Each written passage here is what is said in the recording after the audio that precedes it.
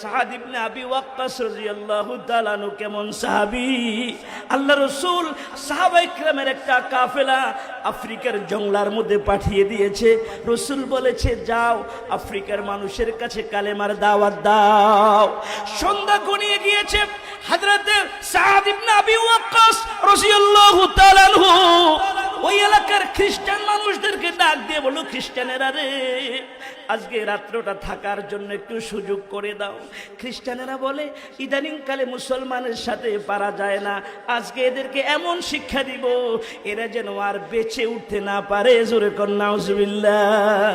খ্রিস্টানেরা ডাক দিয়ে বলে, ওগো সাদ ইবনে আবি ওয়াক্কাস, ওই যে সামনে বিশাল একটা জঙ্গল দেখা যায়, ওই জঙ্গলের ভিতরে ঢুকবেন, ভিতরে একটা ফুলের বাগান আছে, ওই ফুলের বাগানের মধ্যে আপনারা রাত্র যাপন করবেন, কোনো সমস্যা হবে না।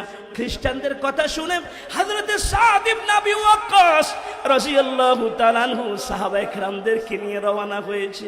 বাবাজিরা গো, জঙ্গলার ভিতরে যখন চলে গিয়েছে, ফুলের বাগান দেখা তো দূরের কথা, বড় বড় বাঘ আর সিংহকে দেখা যায়।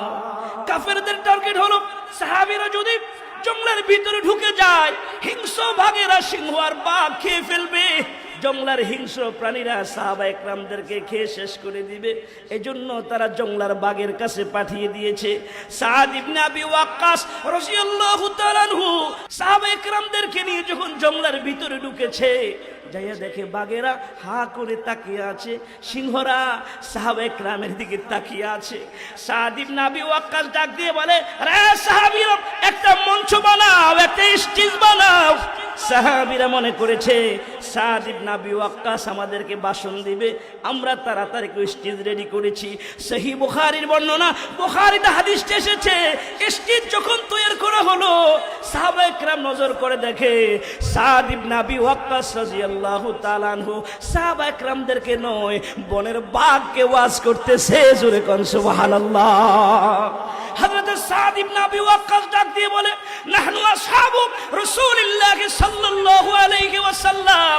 আরে জঙ্গলার বাঘেরা, ও জঙ্গলার সিংহরা, তোমরা যে আল্লাহর সৃষ্টি মাখলুক, আমরাও সে আল্লাহর সৃষ্টি মাখলুক।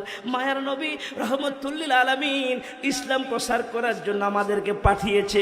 রাস্তা ভুল হয়ে আমরা এখানে এসেছি, আজকে রাত্রটা আমাদের জন্য তোমরা জঙ্গলাটা ছেড়ে দাও, জঙ্গল ছেড়ে তোমরা চলে যাও।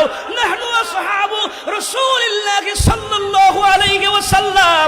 আমি সাদ ইবনে আবি ওয়াক্কাসের বক্তব্য শেষ হওয়ার সাথে সাথে তোমরা যদি জঙ্গলা থেকে বের না হও, আমি সাদ ইবনে আবি ওয়াক্কাস হাতের তরবারি দিয়ে যাকেই সামনে পাবো, বাঘ আর সিংহ, সেটাকেই হত্যা করে ফেলবো। জোরে কোন সুবহানাল্লাহ। হযরত সাদ ইবনে আবি ওয়াক্কাস তিনি যখন বক্তব্য শেষ করলেন, বক্তব্য শেষ করে দেখে সিংহরা, জঙ্গলার বাঘেরা বাচ্চাকে কাঁধে নিয়ে, সিংহগুলি বাচ্চাকে কাঁধে নিয়ে, জঙ্গলার হিংস্র প্রাণীরা তাদের বাচ্চাগুলা কাঁধে নিয়ে জঙ্গল থেকে বের হয়ে যায় আর মুসলমানের জন্য জঙ্গল খালি করে দেয়। জোরে কোন সুবহানাল্লাহ। ও মুরব্বী বাবাজিরা আমার, আল্লাহকে যদি ভালোবাসতে হয়, রাসূলকে ভালোবাসতে হবে, রাসূলের সুন্নতের উপরে আমল করতে হবে। রাসূলের সুন্নতের উপরে যারা আমল করবে, ইত্তেবায়ে সুন্নতের উপরে যারা আমল করবে, আল্লাহ রব্বুল আলামিন তাদেরকে দামি বানিয়ে দিবে। রব্বুল আলামিনও তাদেরকে ভালোবাসবে, ভালোবেসে জিন্দেগীর গুনাহগুলি ক্ষমা করে দিবে। জোরে কোন সুবহানাল্লাহ।